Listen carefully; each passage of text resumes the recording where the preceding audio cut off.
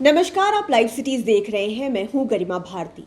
बिहार में होने वाले कई उत्पाद जिनको जीआई मिला हुआ है वो बिहार के इकोनॉमी को तो बूस्ट दे ही रहे हैं, साथ ही साथ बिहार का नाम देश विदेशों में भी रोशन कर रहे हैं और उसके अलावा उसको उगाने वाले किसानों को भी आर्थिक तौर पर मजबूती दे रहे हैं। इस समय हम बात कर रहे हैं बिहार में उगने वाले मखाने के बारे में। आपको पता है कि पूरे इंडिया का 90% मखाना बिहार में उगाया जाता है और ख़ास तौर से मिथिला रीजन के मखाने को ज्योग्राफिकल इंडिकेशन यानी कि जीआई टैग प्राप्त है। हालांकि अब बिहार के अन्य क्षेत्रों में भी मखाने की खेती की जा रही है, लेकिन बड़ी बात यह है कि अब दिल्ली एम्स ने मखाने को उनके डाइट चार्ट में शामिल कर दिया है। यानी कि दिल्ली एम्स में जो पेशेंट्स भर्ती होंगे उनके डाइट में अब मखाने को शामिल किया जाएगा। और आप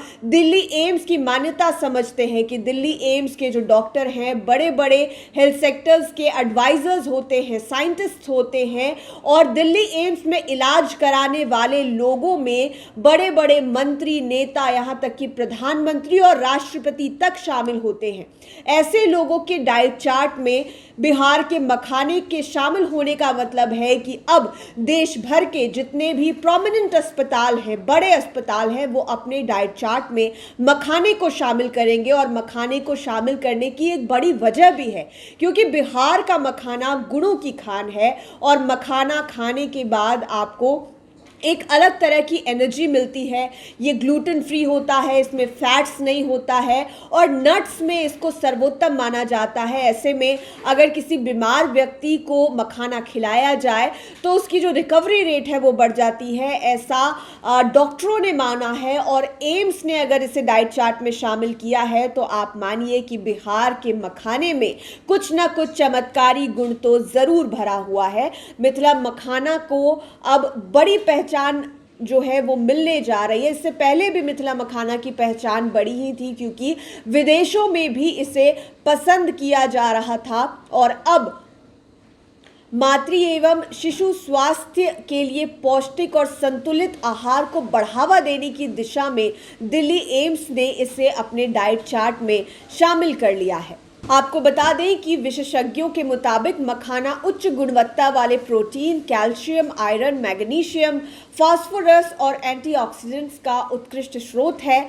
कम फैट होता है इसमें और ये ग्लूटेन फ्री होता है जिसके कारण ये आसानी से पच भी जाता है और मरीजों के लिए इसे आदर्श माना गया है। कृषि विशेषज्ञों का मानना है कि एम्स जैसे सर्वोच्च चिकित्सा संस्थान द्वारा मखाना को अपनाने में बिहार और मिथिला क्षेत्र सहित लाखों मखाना उत्पादक किसानों की आय बढ़ेगी और मखाना उद्योग को एक नई दिशा मिलेगी। यह देश के इस सुपर फूड को राष्ट्रीय स्वास्थ्य कार्यक्रमों में स्थापित करने की दिशा में मील का पत्थर साबित होगा। इस फैसले को लेने के लिए वैज्ञानिकों ने कई महीनों तक जो है संवाद किया, उसके बाद फैसला लिया।